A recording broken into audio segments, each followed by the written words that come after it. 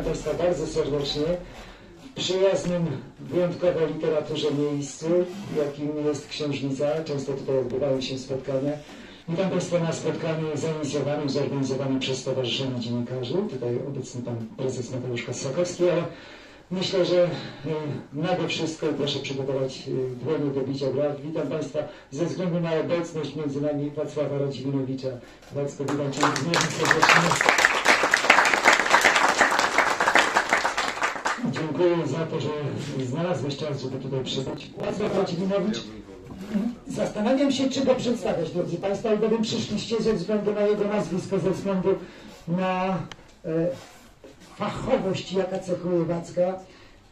Wykształcony polemista, dokształcony dziennikarz, obecny w prawie wszystkich gazetach, jakie tutaj się ukazywały w Olsztynie, od Posłańca Warmińskiego przez Olsztyńską Dziennik Pejzierza, Olsztyński Kurier Obywatelski i rzućcie jakieś hasło, to pewnie tam Wacek będzie, ale nade wszystko założyciel, redaktor naczelny Olsztyńskiego Oddziału Gazety Wyborczej, potem wieloletni korespondent Gazety Wyborczej w Rosji, uwaga, z której został wydalony, o co, jak sądzę, dzisiaj także zapytamy. Cóż ponadto, no, kombajnista, mogę powiedzieć, w Ameryce tylko, tak, niespełniony oceanograf, tak to by się nazywało, gdybyś skończył te studia, które zacząłeś.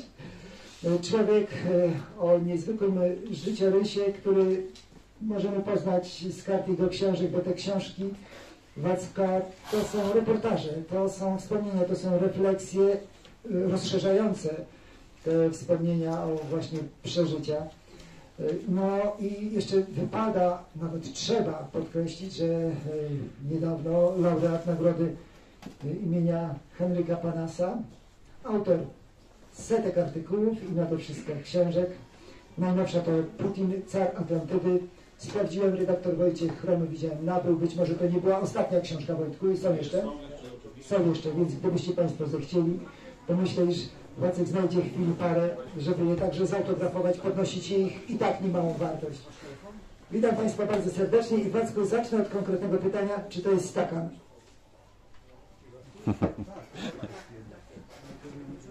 Tak, to jest stakan, ale to nie jest klasyczny, bo klasycznie to jest graniony stakan, który stworzyła Wiera Muchina, wybitna bardzo rzeźbiarka i tamten prawdziwy ma taką zaletę, że jest jednocześnie miarką, bo dlaczego Rosjanie piją na trzech? Rosjanie piją na trzech, ponieważ bardzo często przychodzi, szczególnie mężczyznom żonatym, pić chybcikiem na klatce schodowej, a na tej klatce schodowej już dawno wykręcili żarówkę i nikt nowej nie wkręci. Natomiast jak się ma butelkę na trzech, to ta butelka, jak się z niej wylewa, to jest 21 ból. Ból, ból, ból, tak dalej. I to się ładnie dzieli, to się dzieli na 3 i wychodzi 7 ból i to jest akurat do kryzy w tej bardzo przemyślanej przez Muchiną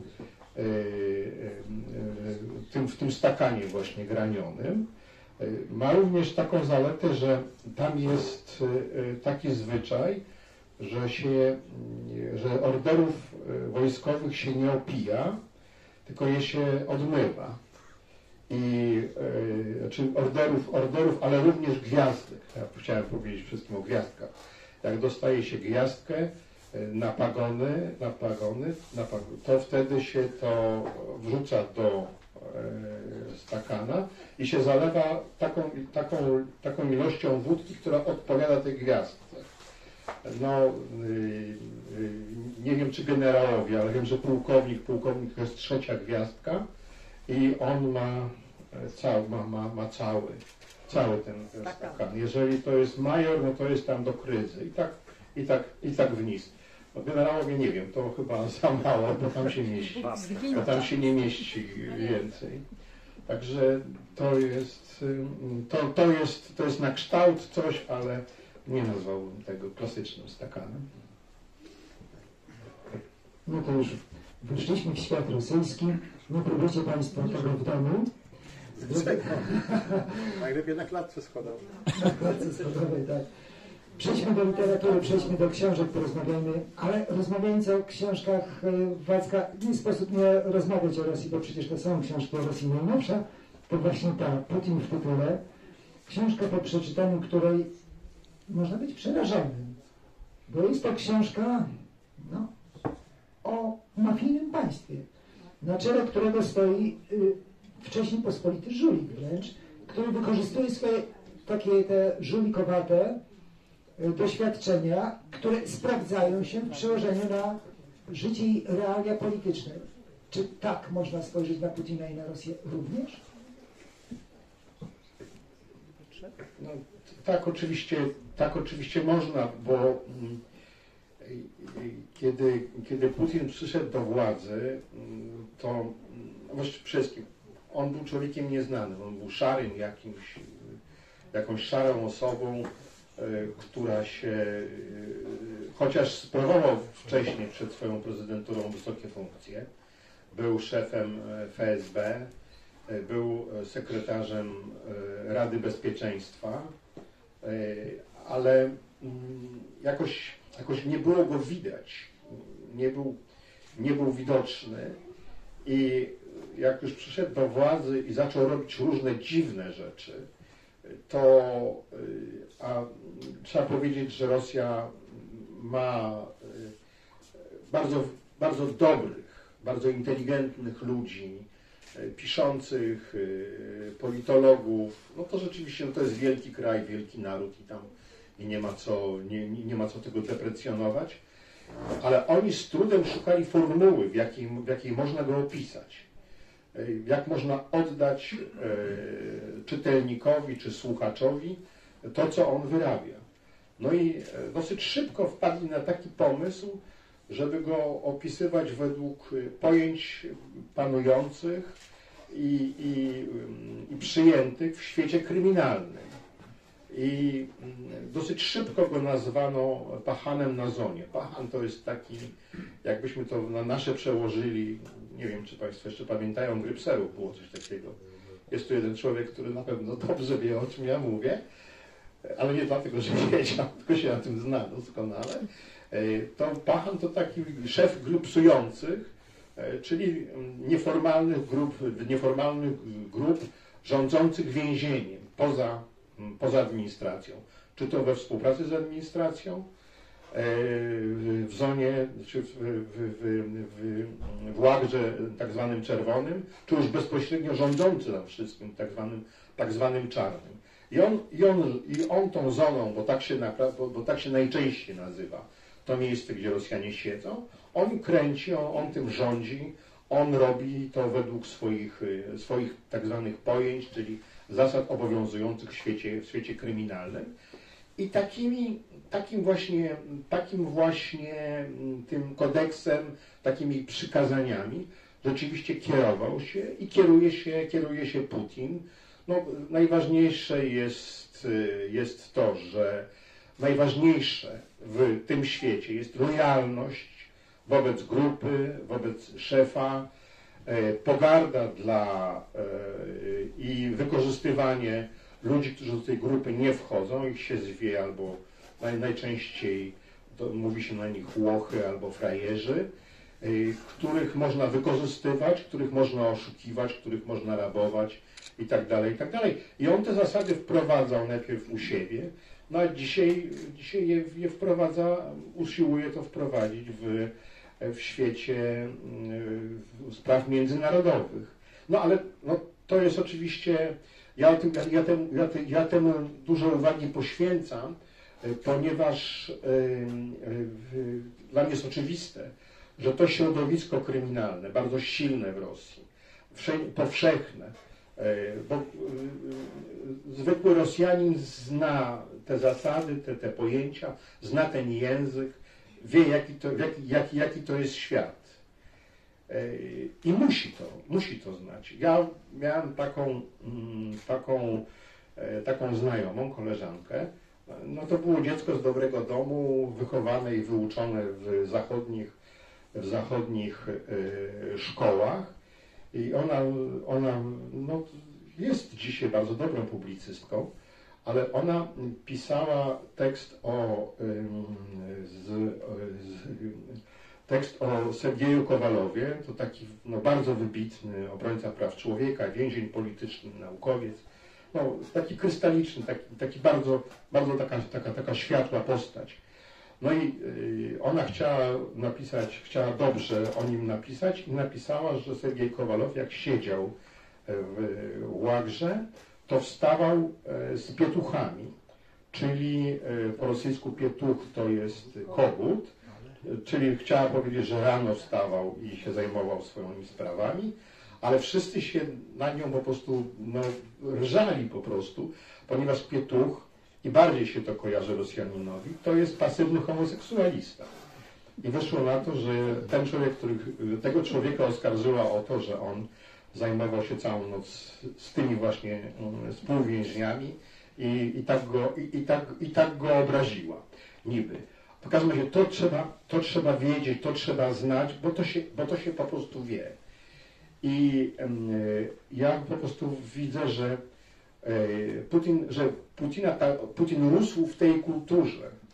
To ja piszę o tym dosyć dużo, że wychowywała go ulica, wychowywali go ludzie, którzy wyszli z łagrów, którzy krzewili w miastach takich dużych jak Petersburg, znaczy Leningrad wtedy, czy Moskwa, czy inne duże miasta. Oni rządzili tymi podwórkami, które wychowywały małych chłopców, młodych chłopców, zaniedbanych przez rodziców, bo to standard był lat 50., 60. w Związku Radzieckim. I oni im wpajali naukę o życiu, co się dzisiaj też odbija, bo są takie przypadki, że bierze się kryminalistów, którzy przychodzą do szkół i uczą żyć uczniów. Tak naprawdę przychodzi taki ktoś i opowiada, że trzeba gardzić homoseksualistami, że Żyda to trzeba pobić. No tak po kolei te wszystkie rzeczy, które się z takim światem kojarzą.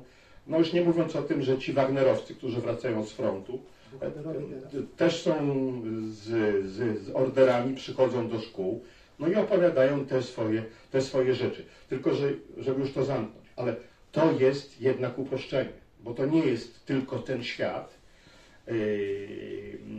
Rosja jest, jeszcze raz powtórzę, to jest wielki naród, wielki kraj, o wielkich tradycjach i niezwykle bogatej kulturze.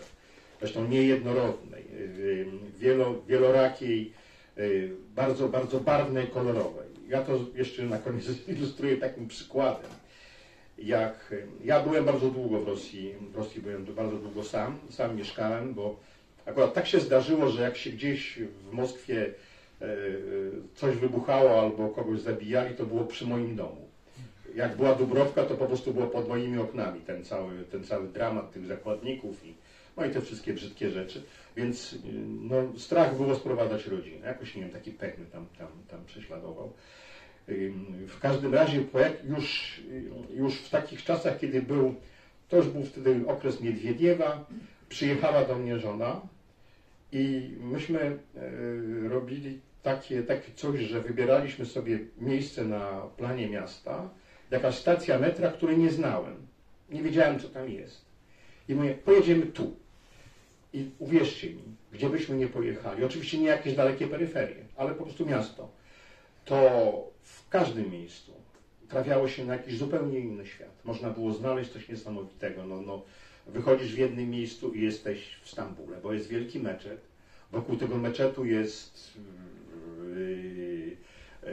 sług po prostu, bo handlują, bo można spróbować kuchni, można się ubrać w arabski jakiś strój. Wszędzie tam wtedy jeszcze, bo teraz to polikwidowali niestety, ja bym tego bardzo żałował, ale wszędzie były targowiska, a targowiska były etniczne. I najlepsze restauracje, nie wiem, azerskie,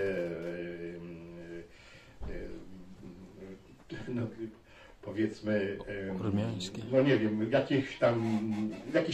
jakieś kaukaskie, jakieś środkowoazjatyckie, jakieś z regionów typu tam Czeczenia czy coś takiego.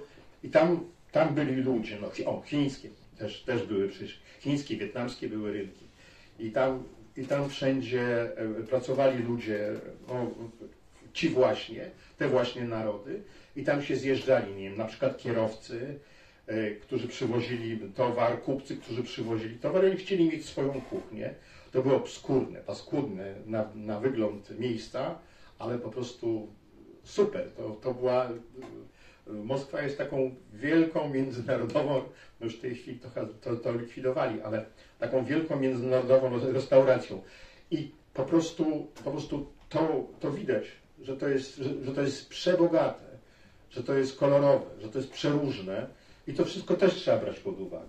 No niestety polityka nam, no bo taki jest nasz życiowy interes i taka jest kwestia naszego bezpieczeństwa już w tej chwili bardzo skórą wyczuwalnego, że musimy zwracać uwagę na politykę przede wszystkim.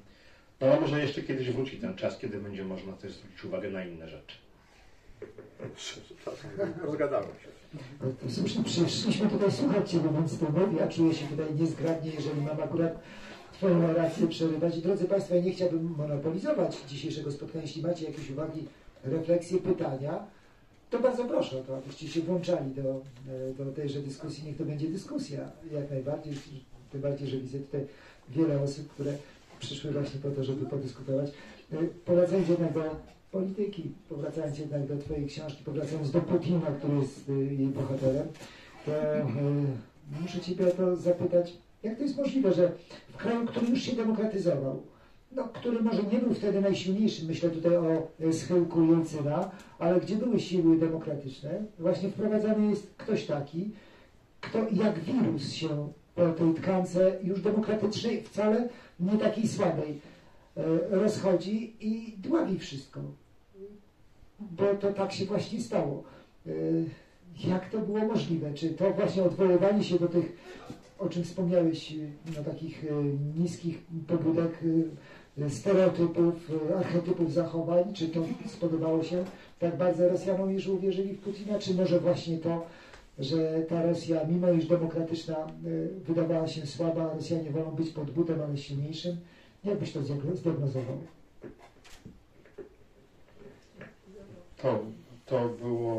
To było z naszej strony, to myśmy się sami oszukali niestety, bo tak naprawdę to demokracja w Rosji skończyła się w roku 93, kiedy demokratycznie wybrany parlament stanął okoniem Jelcynowi.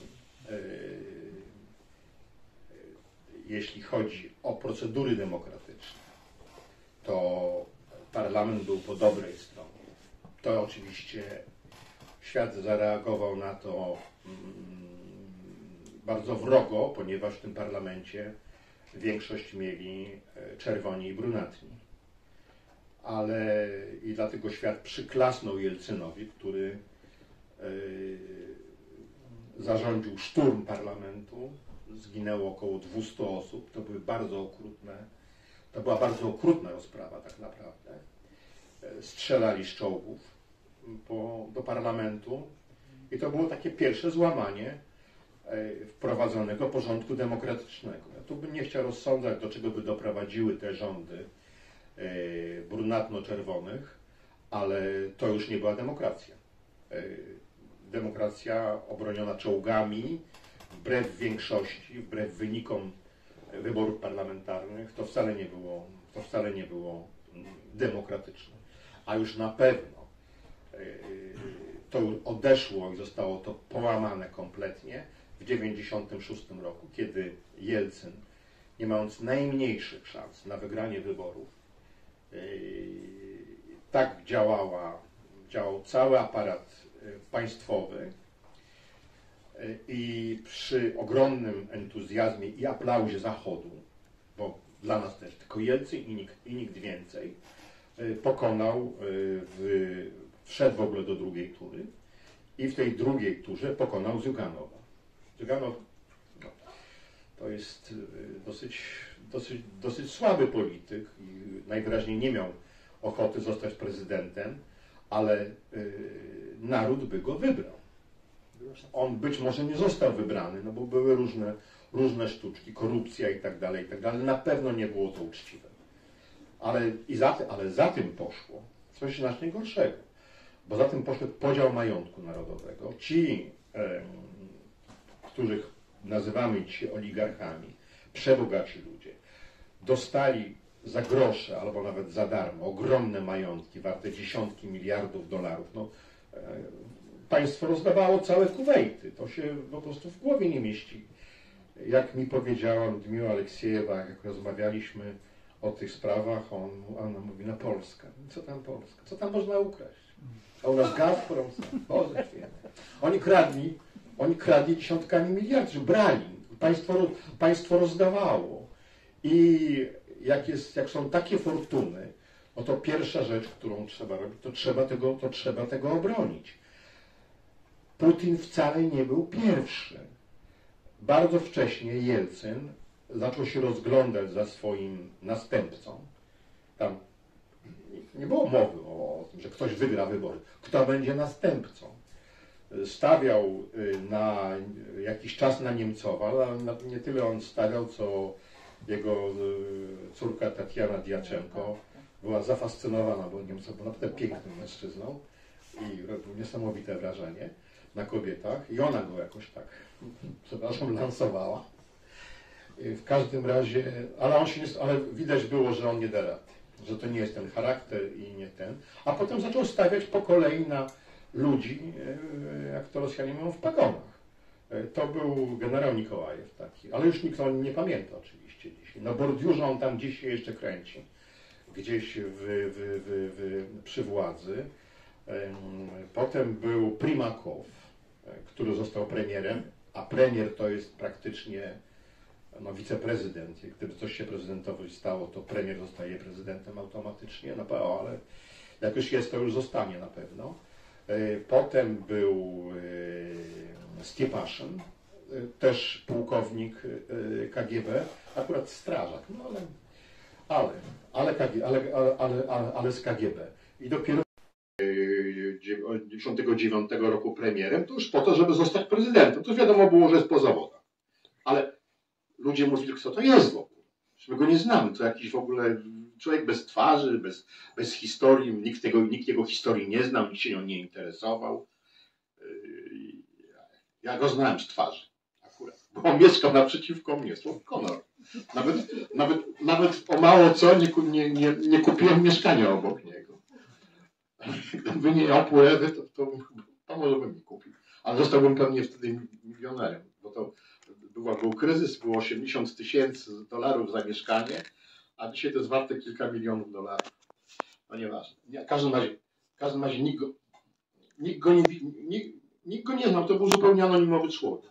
I ci oligarchowie, tymi ogromnymi swoimi pieniędzmi, zasobem medialnym, bo oni mieli telewizję, mieli gazety, mieli wszystko, mieli wpływy w administracji, oni go wykreowali od popularności tam 3% i rozpoznawalności, raptem wyskoczył na wielkiego bohatera i człowieka, który w pierwszej turze pokonał wszystkich i wygrał wybory. Ale to się tak się to właśnie lepi, bo wszystko było podporządkowane działalności państwa, aparatowi państwowemu i to już, no przepraszam cię bardzo, demokracja to nam się wydawało, że ona tam jest. Spotkałeś się z Putinem? Tak. Rozmawiałeś? Tak. Ale nie na korytarzu. Na korytarzu bez żarówki. Nie. Od którego roku pan tam był? 97. No to 4 lata potem, w 93. Wacławie, mitem założycielskim współczesnej Rosji jest Wielka Wojna Ojczyźniana. Kiedy on się pojawił według ciebie? Bo to czczenie tych kombatantów nagle się odjęło. Potem marsze tak nieśmiertelnych i tak dalej w różnych miastach. To bardzo ciekawa historia, ponieważ trzeba powiedzieć, kiedy on zniknął. Ten mit. On zniknął bardzo szybko. 9 maja przy Stalinie nie był świętem. Stalin rozumiał, że ludzie pamiętają, że to wcale nie było takie fajne, że to było straszne po prostu. Na ulicach byli ludzie bez nóg, bez rąk. Każda rodzina kogoś opłakiwała. Matki były takie, które potraciły po kilku synów, a i kilkunastu też się zdarzały. Takie rzeczy. I Stalin chciał, żeby ludzie zapomnieli o wojnie. Nie było obchodów, nie było czczenia zwycięstwa. Ja jeszcze pamiętam. No to już wtedy był inny, to już do tego podchodzili zupełnie inaczej, ale w roku 2000 była taka półokrągła rocznica zwycięstwa i 9 maja, jak co roku, pod Teatrem Wielkim spotykali się kombatanci, prawdziwi kombatanci, nie malowani. I ja tam do nich podszedłem, oczywiście wy Polacy to tam swołocze, że niewdzięcznie, nie, to było życzliwe, ale nie pamiętacie o naszych wysiłkach, o naszej krwi. To nie był spór taki jak dzisiaj między tam, nie wiem, w Olsztynie, wokół pomnika starszych panów, którzy niczego nie widzieli, niczego nie pamiętają, osobiście niczego nie doznali. Tylko to był spór ludzi, to były pretensje ludzi, którzy doznali, którzy byli, niektórzy z nich pamiętali Olsztyn i te nasze ziemie. I te spotkania polegały na tym, że się spotykali ludzie z tych samych formacji, wielu z nich się jeszcze osobiście znało i to było tak, żeby wypić te frontowe 100 gram. I to były straszne opowieści. I to była narracja, wojna jest zła, nigdy więcej wojny, nigdy więcej wojny. Ale to już wtedy było pod prąd. Bo tak naprawdę ten mit zaczął się razem z przyjściem Breżniewa do władzy. Chruszczow, też trzeba pamiętać, Chruszczow był frontowym generałem, był frontowym dowódcą odpowiadającym za Stalingrad. On doskonale wiedział, co to jest wojna. I dlatego ci ludzie, którzy pamiętali wojnę, oni gwarantowali, że nie będzie powtórki. Dzisiaj są ludzie, którzy wojnę znają z filmów i im się to bardzo podoba i dlatego dążą do wojny. Ale w każdym razie, jak przyszedł Stalin, znaczy Breżniew, to przeciwko Chruszczowowi i przeciwko w jakim stopniu również Stalinowi zaczął odtwarzać te tradycje. Zaczęło się miasta Gieroje, wtedy nazwali i odznaczyli miasta bohaterskie, wtedy 9 maja stał się świętem, wtedy była parada. W 1965 roku, pierwszy rok już, kiedy był u władzy Breżniew. I to się rozwijało, ale po upadku Związku Radzieckiego, ja pamiętam, że w 2000 roku, nie, to jeszcze wcześniej było, jeszcze był Jelcyn przy władzy, nie wiem, może to był 8 rok, to była parada, ale tylko piesza. To nie było taka demonstracja siły. To było nieduże, to było tylko piesze, to było dla uczczenia tych weteranów, którzy jeszcze zostali i dla przypomnienia. A zaczął to wszystko rozwijać właśnie Putin. I on to zaczął wszystko rozpędzać. Bo on jest takim niesamowitym rekonstruktorem. To jest też jego druga natura. I on się chyba czuje, że on się czuje takim kimś, który niesie tradycję tego zwycięstwa, że to jest najważniejsze, że zwycięstwo w polityce międzynarodowej, a to jest dla niego bardzo ważna, może najważniejsza, że daje Rosji specjalne, szczególne prawa. My jako ci, którzy najwięcej ofiar złożyliśmy, ci, którzyśmy tę hydrę pokonali, mamy szczególne prawa być w Radzie Bezpieczeństwa ONZ, wszędzie mieć głos i żeby się z nami wszyscy liczyli i żeby nam wszyscy byli wdzięczni. I on to swoim wmówił i też wmawia światu. Stąd te wszystkie przypominanie, to wychowywanie młodzieży w duchu militarnym. I już nie ma tego hasła nigdy więcej wojny. Wojna jest, no ja, bo mówisz, że tak się mówi, że on kręci ludźmi. Ja teraz znalazłem, nie wiem dlaczego to nie zostało zauważone u nas wcześniej, bo to jest jeszcze sprzed pandemii. Taki wielki sondaż, znaczy badanie opinii, to są i fokus grupy, i sondaż. Wśród Rosjan zrobili Duńczycy. To jest bardzo poważna rzecz. I to polegało na tym, żeby określić, jaki wpływ na Rosjan ma Putin. Ale to było zrobione w ten sposób, że stawiamy jakąś tezę. Na przykład, nasi sąsiedzi się zbroją. Co ty uważasz, jak powinniśmy zareagować? I w tym momencie 40% ludzi mówi, powinniśmy się szykować do wojny, powinniśmy się zbroić. To jest 40%. A jeśli Putin powie, że to, że oni się zbroją, nie ma znaczenia, to jak powinniśmy zareagować? Dalej 40% uważa, że powinniśmy się zbroić. A jeśli Putin powie, że to jest ważne i powinniśmy się zbroić, wtedy 68% Rosjan powie, tak, powinniśmy się zbroić. To jaki jest wniosek z tego? Że jeżeli Putin wychodzi z hasłami, powiedzmy, pokojowymi, spokojnymi, takimi porozumiewawczymi, to nic to nie zmienia.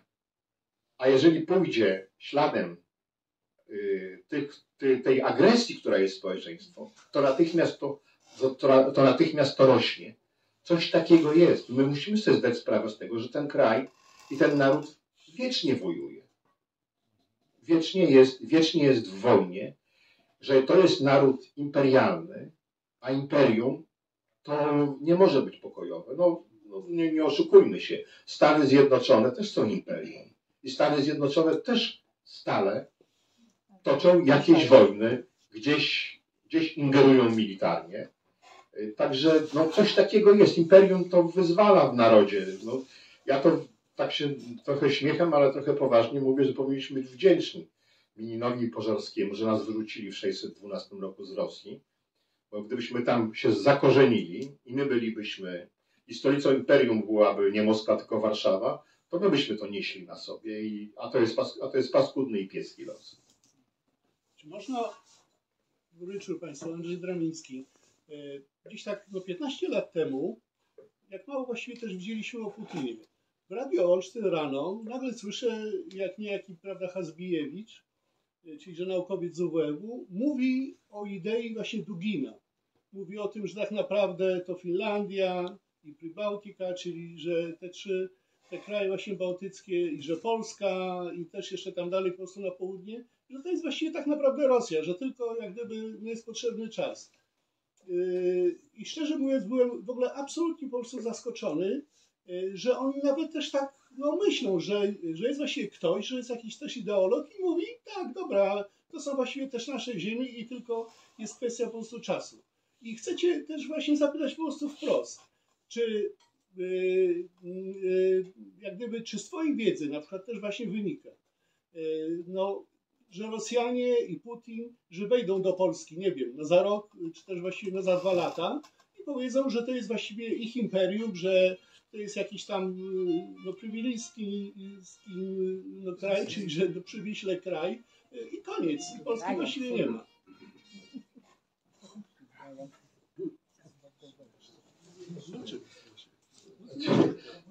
Dugin to jest człowiek, nad którym się śmieją Rosjanie. To nie jest jakiś wielki filozof i wielki ideolog. On jest odkurzany, wyciągany z naftaliny, kiedy to jest potrzebne, ale bardzo szybko go chowają, bo to nie jest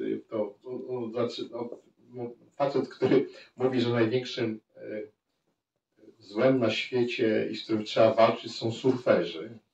A nie wiem, co mu surferzy zrobili.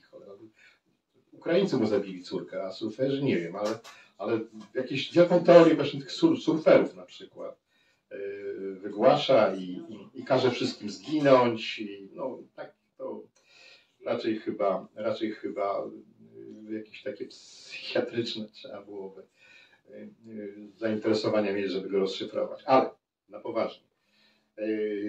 Dugin Duginem.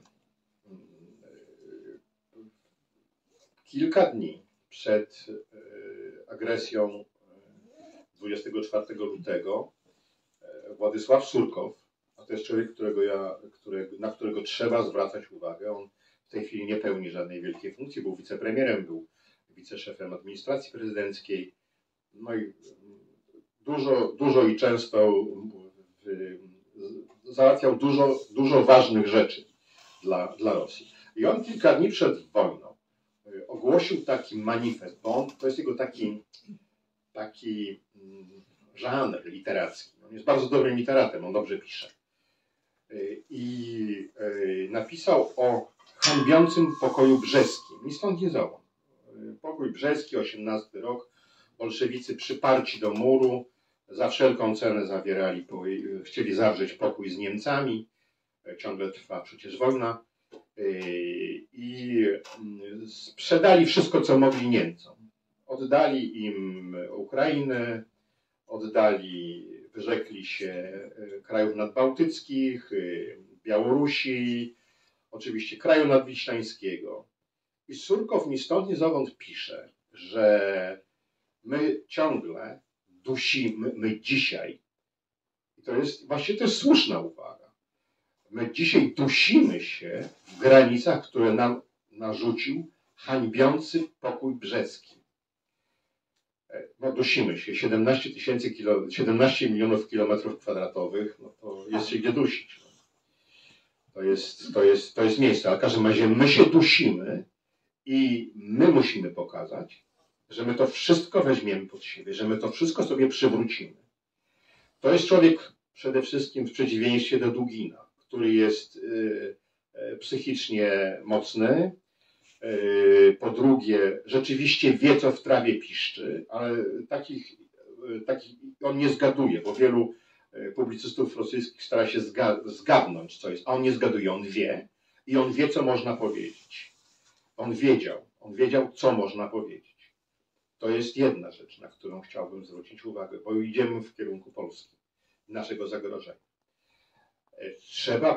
Trzeba powiedzieć o innym dokumencie, jeszcze bardziej groźnym dokumencie, bo wojna się wcale nie zaczęła 24 lutego 22 roku. Ona się zaczęła 15 grudnia.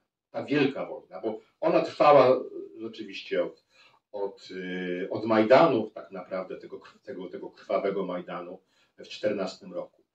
No ale ja mówię już o tej wielkiej wojnie na pełną skalę. Wtedy Moskwa wystąpiła z ultimatum. I to skierowanym nie przeciwko nam, nie przeciwko Ukrainie, tylko nam, wszystkim. Bo oni wtedy powiedzieli, że my jesteśmy gotowi rozmawiać, zawierać porozumienia, ale to z Zachodem, na zasadzie takiej, że wy się cofacie, że zabieracie wszystkie swoje instalacje natowskie, układy natowskie, które nastąpiły po 1997 roku, czyli na przykład przed wstąpieniem Polski do NATO. Więc wszystkie jednostki, wszystko to, co od tej pory u nas powstało militarnie, ma być wycofane. Wiceminister spraw zagranicznych Ryabkow niejaki mówił wprost, on to tłumaczył zachodnim kolegom. Zabierajcie manatki i poszli won. Ale to było, albo to zrobicie, albo wojna. I zaraz potem, no nie minęło wiele czasu i rzeczywiście wybuchła wojna. Ale ten dokument, tak samo jak to, co pisał Surkow tuż przed wojną, on nakreśla cele, które sobie stawia Putin. Oczywiście Ukraina, tak, ale to nie jest koniec. To się wydawało po prostu takie śmieszne. No co, podskakują nam. My tutaj ludnościowo, no bo ja mówię o tym tak zwanym, jak oni to mówią, złotym miliardzie. Nasz potencjał demograficzny jest 6-7 razy większy od waszego. Nasz potencjał gospodarczy jest 20 razy większy od naszego, liczebność armii i tak dalej, no czego nam tutaj fikacie? A dzisiaj to już wygląda inaczej. Dzisiaj to już wygląda bardzo źle. Bo wprawdzie w początkach wojny okazało się, że to wcale nie jest druga armia świata. Nawet jest taki dowcip, jak po tym jak się Prygorzyn zbuntował, to się mówiło, że najpierw się okazało, że najpierw się wydawało, najpierw Rosja miała drugą armię świata, potem drugą armię w Ukrainie, bo dostawali baty od Ukraińców, a potem drugą armię w Rosji, bo gonił ich Prygorzyn. Ale to już nie żarty. Oni się rzeczywiście rozkręcają. Rozkręcają się bardzo. Ja uważam, że ta wojna ukraińska jest przegrana dzisiaj. Że rzutem na taśmę jeszcze można odwrócić klęskę, ale nie widać na to, nic tego nie zapowiada, a wręcz przeciwnie. I widzę również, jaki, Rosjanie mówią kuraż, jak rozgrzany jest Putin. Triumfator. On dzisiaj triumfuje. Jego ludzie mówią, mamy dziś 44 rok. Rekonstrukcja II wojny światowej. Jesteśmy dzisiaj w 44 roku. Bo za moment wejdziemy, tak jak wtedy, za moment oni już weszli do Prus Wschodnich, weszli na terytorium Niemiec i szli prosto do wielkiego zwycięstwa. Przemysł zbrojeniowy, no, proszę Państwa, Zachód niby pomaga, niby obiecuje, prawda? Ale nie jest w stanie, chociaż obiecał, dać tego minimum choćby nawet pocisków artyleryjskich. Tych 3 milionów, które potrzebuje Ukraina, żeby kontynuować wojnę jeszcze przez rok. Wielkie demokracje, wielkie gospodarki nie są w stanie wyprodukować choćby nawet pocisków artyleryjskich. A Putin, wspierany przez bandytów, przez Iran i przez Koreę Północną, te pociski ma. Dostał. Ukraina nie dostaje od swoich wielkich sojuszników, a ten od małej Korei Północnej dostał prawdopodobnie już 1 000 000 pocisków. Iran mu daje pociski, Iran mu daje rakiety, i to balistyczne, i tak po kolei, a Amerykanie się kłócą, czy będą dawali pieniądze, czy nie będą dawali pieniądze, i wygląda na to, że nie zdążą, i Rosjanie już obliczyli sobie, to poważni ludzie mówią, 18 grudnia skończą się pociski Ukraińcom i my wtedy po obiedzie już wygramy wojnę. Oczywiście to jest takie publicystyczne, to jest takie pod publiczkę, ale rzeczywiście w tym kierunku to idzie. I teraz, proszę Państwa, jeżeli oni pójdą i się nie zatrzymają, jeżeli no potem, no Ukraina, no potencjał mobilizacyjny Rosji jest nieskończenie większy od potencjału mobilizacyjnego, już bardzo wyczerpanego, ukraińskiego. Rosjanie jeszcze nie ogłosili mobilizacji. Poczekają do marca, będą wybory, Putin będzie znowu, powiedzmy, że wybrany, znowu stanie się prezydentem i wtedy spokojnie ogłosi mobilizację i może wziąć pod broń 5 milionów ludzi na jutro. I tak po kolei. Więc i teraz, jeżeli oni na fali tego zwycięstwa, entuzjazmu bojowego staną na granicy z Polską, to kto tych dowódców zatrzyma? Ja nie mówię, że oni pójdą frontalnie, ale będą stawiali nam żądanie za żądaniem. A z kolei my, bo oni zrozumieją, że nie wygrali z nami. Bo tam jest takie jest podejście, my walczymy nie z Ukrainą, tylko z całym Zachodem. I oni w to głęboko wierzą, taka jest prawda. Jest to na razie konfrontacja potencjałów gospodarczych i możliwości, ale tak naprawdę to jest wojna Zachodu z nimi. Jeżeli oni się poczują zwycięzcami, to społeczeństwa zachodnie też się poczują przegranymi. I jak oni będą wychodzili z kolejnymi żądaniami, typu tego, co było 15 grudnia, to co my zrobimy? Jak będą prowokować, To co, wierzycie w to, że będzie ten 5. punkt statutu NATO? Nie. Będą wymyślać, jak oni wejdą, nie wiem, do Suwałk, to nie wiem, nie chcę nikogo obrazić, ale w różnych parlamentach będzie się mówiło, jak tutaj zrobić, żeby powiedzieć, że to nic takiego. No to jeszcze sobie możemy ponegocjować. Zobaczycie, że po prostu to nas stawia po prostu wręcz w tragicznej sytuacji. Ja znam tych ludzi. Dzisiaj jednego akurat z pracy wyrzucili, generała, bo poczuł się za mocny. I on mi mówił, że po prostu nas ręce swędzą, nas korci, żeby pokazać, że cały ten wasz 5. punkt statutu NATO, którym mówi o tym, że jeżeli się kraj zostanie zaatakowany, jeden z członków NATO, to wszyscy razem chórem przyjdą go bronić. Chcemy wam pokazać, że tego nie będzie. A wtedy to my będziemy dyktowali warunki. I oni będą dyktowali warunki. A jeszcze dalej jest coś takiego, jak wybory w Stanach Zjednoczonych. Na szczęście przywódca Chin okazał się jakimś mądrzejszym od wszystkich. I to, co zrobił dzisiaj, to wyraźnie wskazuje na to, że on stawia na to, żeby Biden jednak wygrał wybory, a nie Trump, bo on sobie zdaje sprawę z tego, że z Trumpem Chiny będą miały ciężko. Lepiej z Bidenem jednak. I to, co się stało dzisiaj, to jest wreszcie jakaś dobra wiadomość. Że sobie porozmawiali życzliwie, coś tam załatwili i widać, że dalej chcą. Ale wiele wskazuje na to, że Trump wygra wybory. I on wcale się nie będzie angażował. On już mówi, że w jeden dzień załatwię tę wojnę. Po prostu odmówi pieniędzy Ukraińcom i postawi ich w sytuacji tylko kapitulować. A wtedy przyjdzie nasza kolej. Mogę nawrócić na chwilę? Mnie interesuje taki moment, na ile jak wyglądały kulisy namaszczenia Putina na prezydenta przez Jelcyna, jakie to były takie prawdziwe. Wiem, że to nie było po pijaku i tak dalej.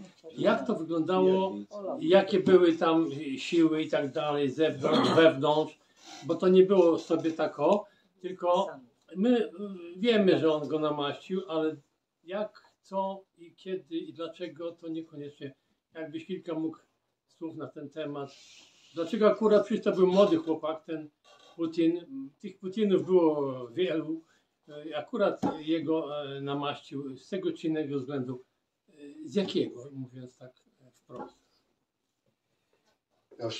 Już pierwszą część powiedziałem, że szukał wśród ludzi w pagonach, którzy mają posłuch, czy mogą mieć posłuch w służbach, które rzeczywiście były takim jeszcze jedynym działającą instytucją w państwie. No potem to siła jednak. Ale to z jednej strony, a z drugiej strony zaczęło się jak zwykle w łóżku. Od spraw łóżkowych. Znaczy tak, po pierwsze, on szukał wśród siłowików. Nikołajew czy Bordiusza, no to były marne figury, ludzie już niemłodzi, nieperspektywni w każdym razie. Primakow, ale z ogromnym autorytetem. Primakow by wygrał wybory. Uczciwie by wygrał wybory, bo to człowiek bardzo miły w kontakcie, bardzo mądry, z twardym charakterem. Poza tym zarobił bardzo wiele punktów. Leciał do Stanów Zjednoczonych na rozmowy. Okazało się, że Amerykanie bombardują Serbię, a nie Jugosławię. I kazał zawrócić samolot. Zebrał po prostu wielkie brawa i Rosjanie go uważali za bohatera. Człowiek głębokiej wiedzy. No wszystko za nim przemawiało, ale on jeszcze do tego miał jakiś kręgosłup moralny. I on się nie patyczkował. On mówił, że jak dojdzie do władzy, to on powsadza tych oligarchów, on ich rozliczy. On wszedł w bardzo ostry konflikt z Bierezowskim, który miał wtedy telewizję, pierwszy kanał telewizji. I go Bierezowski i jego ludzie go strasznie niszczyli Primakowa, ale widać było, że to nie jest człowiek, który spełni wymagania Jelcyna, który nie tylko zapewni, ale zapewni mu i jego ludziom jelcynowskim bezpieczeństwo i bezpieczeństwo ich majątków. To widać było, że to nie jest ten, że to nie, on szukał takiego, ale widać było, że Primakow ich uczciwie rozliczy. A to byłaby klęska. Więc szukał kozaka, który będzie lojalny, nie będzie się bał. No i zdarzyła się sprawa taka, że wszedł Jelcyn w konflikt z Radą Federacji, Wyższa Izba Parlamentu, która była wtedy złożona z gubernatorów i była bardzo niezależna i się buntowała przeciwko Jelcynowi i jego ludziom. To był bardzo ostry konflikt i bardzo niebezpieczny, a już się zbliżał się koniec kadencji, to był 98, 99 rok. Po stronie Rady Federacji stanął prokurator generalny Julij Skuratow. Był taki. Jelcyn zażądał dymisji Skuratowa, a to zależało od Rady Federacji. Rada Federacji postawiła się o konie i nie, my go nie wyrzucimy. No i co się stało? Raptem ni stąd, ni zowąd w telewizji państwowej pod tytułem Rosja pokazuje się w najlepszym czasie antenowym scena, gdzie dwie młode prostytutki figlują w łóżku z facetem, który się przedstawia Jura Mimówcie i, jak to się określało, bardzo podobnym do prokuratora generalnego Julija Skuratowa. Podsunęli mu dziewczyny, sfilmowali i puścili to w telewizji. Patrzcie, jaki niemoralny, i cała historia. Sprawa się robi duża, jakaś tam konferencja, występuje wtedy już premier, może jeszcze nie premier, ale blisko już premierostwa, Stiepaszyn, też oficer KGB, FSB i facet o urodzie szczura w brzydkiej skórzanej kurtce, taki niewyraźny zupełnie. Skuratow Stiepaszyn coś tam bąka, coś tego, widać, że mu nie lubi tej roli, w której go obsadzono. A ten drugi, jak może taki niemoralny człowiek i jedzie tutaj, wyciąga przykazania boskie i kościelne, gromi i tak dalej, i tak dalej. To był Putin. On zmontował tę prowokację, on ją przeprowadził, on pokazał się w tej roli. Pokazał się jako ten, któremu można zlecić każdą robotę, który wykona tego typu polecenia, na którym można polegać, a jeszcze sobie wtedy przypomnieli o tym, że Putin był zastępcą Sobczaka, to był mer Petersburga, demokrata, oni wszyscy demokraci, demokrata, który przegrał wybory, zresztą wybory, które organizował Putin, żeby było śmiesznie. Jedyne, w których on brał udział tak naprawdę, bo on w żadnych wyborach nie brał więcej udziału, a w tych jako organizator, szef sztabu. W każdym razie on przegrał wybory i chcieli go następcy zgnoić, posadzić i w ogóle, no nie? I Putin wykombinował gdzieś jako człowiek ze związkami w służbach jakiś prywatny samolot i go przemycił do Finlandii. Wywiózł go po prostu. I to przypomnieli. Ja myślę, że te dwie rzeczy były kluczowe. Facet, który się nie wyrzekł swojego szefa, okazał się lojalny i solidarny. A drugie, że do mokrej roboty, do rozrachunków, porachunków się nadaje. I mi się wydaje, że te rzeczy zdecydowały o tym, że na niego Putin właśnie postawił. Z całą pewnością było to... Przepraszam, Jelcyn, tak, że Jelcyn na niego postawił. Z całą pewnością, było to konsultowane z ludźmi ze służb, z oligarchami, którzy szli na to, bo oni się przeliczyli. Bo Bierezowski bardzo, bardzo lubił występować w roli papy Carlo. To on, jak ten stolarz Carlo, wystrugał Pinokia. I że to będzie jego, taki Pinokio będzie robił to, co on mu każe. I oni też tak myśleli, że on będzie szedł im na pasku, nie licząc się z tym, że za nim stała znacznie silniejsza banda, czyli ludzie ze służb. Ale te właśnie rzeczy charakterystyczne, to one zdecydowały, że właśnie na niego postawili. Спасибо.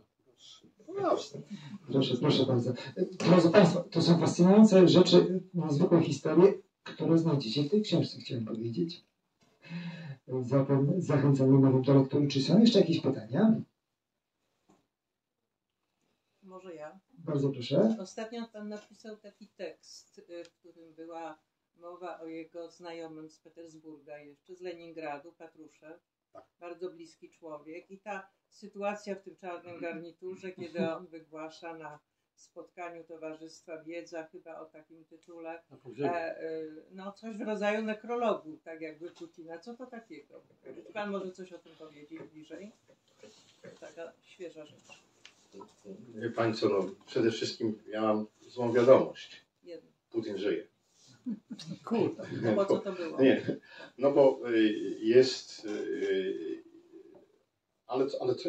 ale coś w tym jest. Bo no, ten szum informacyjny, który jest, polega również na tym, że wielu z ludzi, którzy mają dobre nazwiska w Rosji, oni musieli emigrować, uciekać z kraju i stracili źródła utrzymania, nie mają z czego żyć. I żyją z tego, że zostali blogerami i żyją z lajków. Im więcej lajków, tym więcej pieniędzy. I puszczają takie kaczki właśnie. A przecież najwięcej lajków będzie tam, gdzie napisze, że Putin we wtorek 26 października o 19:30 umarł i trzymają go w lodówce. I to właśnie jest taki profesor Sołowiej, który to puścił. On miał całkiem niezłe nazwisko i niezły dorobek naukowy i wszystko. No ale to po prostu, no bo to jest atrakcyjne. No każdy w internecie to powtórzy, bo teraz będzie mnóstwo kolejnych dobrych reakcji, a to są pieniądze i to duże pieniądze. W każdym razie to poszło, ale to nie pierwszy raz, ponieważ ten Sołowiej to już, no nie wiem, tam chyba tylko zapalenia jajników tylko nie wmówił Putinowi, a wszystkie inne choroby to już tam były. Ale dziwne jest to, że to tworzy jakieś takie zamieszanie również na Kremlu, że się dementuje, że zmuszają Putina, żeby się pokazał. No to oczywiście powstaje od razu wersja, że to jest sobowtór, że za niego występuje sobowtór i już tam nawet, no ten Sołowiej też właśnie, już tam ich wyliczył, tych sobowtórów. Najważniejszy się nazywa Wasilicz i występuje, no i takie rzeczy. No i dlatego muszą pokazać żywego Putina. Jego służby prasowe Kremla mówią, Putin jest jeden, a nie sobowtórzy i tak dalej, i tak dalej. I na tym tle wyskakuje Patruszew, który jest człowiekiem przedziwnym po prostu, bo mało powiedzieć, że obskurant, że jakiś taki kompletnie wsteczny, ale no niby kiedyś szef FSB, niby wybitny szpieg, znaczy kontrrazwiedczyk, nie, on z kontrwywiadu jest, ale on szerzy takie rzeczy, że my tutaj skanujemy umysły zachodnich polityków i widzimy, o czym oni myślą, że oni chcą Zachód chce wyprodukować broń genetyczną, która tylko Rosjan będzie atakowała i dlatego szukają genów i dlatego trzeba, co zresztą Putin zrobił, zakazał wywozić materiał genetyczny Rosjan za granicę, bo nas skopiują i coś nam złego zrobią, dlatego Putin jak jedzie za granicę, to chodzi za nim gość, który fekalia zbiera, żeby nie dobrali się do genów Putina. No, takie rzeczy to wszystko jest Patruszew. I on raptem występuje, to było 4 listopada, nie mam takie święto, rocznicę wygnania Polaków z Kremla. I on występuje właśnie w takim nurcie właśnie, znaczy jak gdyby żałobnik, który wspomina, bo tak robili ludzie, bo taka była tradycja w Związku Radzieckim, że jak umarł Gensek, to ten, który organizował pogrzeb, występował bo organizator pogrzebu występował z mową pożegnalną i ta mowa pożegnalna polegała na tym, że wychwalał zasługi poprzednika, tutaj dobrze, tam dobrze, wszystko świetnie, światło, po to, żeby dojść do konkluzji, będę kontynuował jego dzieło. I w takim duchu, bez tej konkluzji, wystąpił Mistonizowon Patruszew. Jego kontakt z rzeczywistością jest marny, ale coś takiego było, co podsyciło te plotki i widać, że to jakieś zamieszanie wprawia. Coś się tam dzieje tak naprawdę. Coś się tam dzieje, że oni się jakby się zaczęli już tasować, kto nastąpi, bo w Rosji jest kłopot taki, że nie ma mechanizmu następstwa. To jest dla nich, kiedy się kończy epoka, to zawsze jest to bardzo niebezpieczny moment, w którym się coś złego może wydarzyć i zwykle się wydarza. Jak się kończy ktoś i nie wiadomo, kto będzie następny. No bo niby Putin w marcu zostanie na 6 lat kolejny prezydentem. Niby wszystko jest w porządku, wojna zapowiada się dobrze, gospodarka się trzyma bardzo krzepko, poziom życia się nie obniżył, więc nie ma niby powodu do niepokoju. Ale takie rzeczy, bardzo zła reakcja, taka lękliwa reakcja na bunt Prigorzyna, bardzo lękliwa reakcja na to, co się stało w Machaczkale, gdzie boją się rozliczyć tych ludzi, którzy dokonali pogromu. To znaczy, że boją się swoich wyznawców islamu. Widać te lęki. Po tym wszystkim widać te lęki i zamieszanie. I to by wyglądało na to, że rzeczywiście chodzi tam coś takiego, kto będzie następcą. A mechanizmu nie ma. Powinien zostać, gdyby coś się stało, gdyby rzeczywiście była choroba, gdyby rzeczywiście doszło do nagłej śmierci, powinien zostać następcą automatycznie premier Rosji. Czy Państwo wiedzą, kto jest premierem Rosji? Nie? Miedwiediew? O, Miedwiediew? pani wie, tak. Ale to jest rzadka wiedza. Bo zazwyczaj ludzie mówią, że Miedwiediew. Miszustin jest od 3 lat premierem, ale nic dziwnego, że ludzie nie wiedzą, bo jego po prostu nie ma. My znamy nazwisko Putina i siłowików. I to też świadczy o tym, że nikt nie dopuści jakiegoś przybłędy, który pochodzi ze służb celnych i tylko zajmował się komputeryzacją, do tego, żeby został carem. A chętnych jest wielu. Więc coś tam jednak, ja nie potrafię powiedzieć co, ale coś tam jednak jest. Że to wszystko ma takie echo. Tak się to wszystko odzywa i jakaś nerwowość panuje. Co to jest? No to trudno powiedzieć.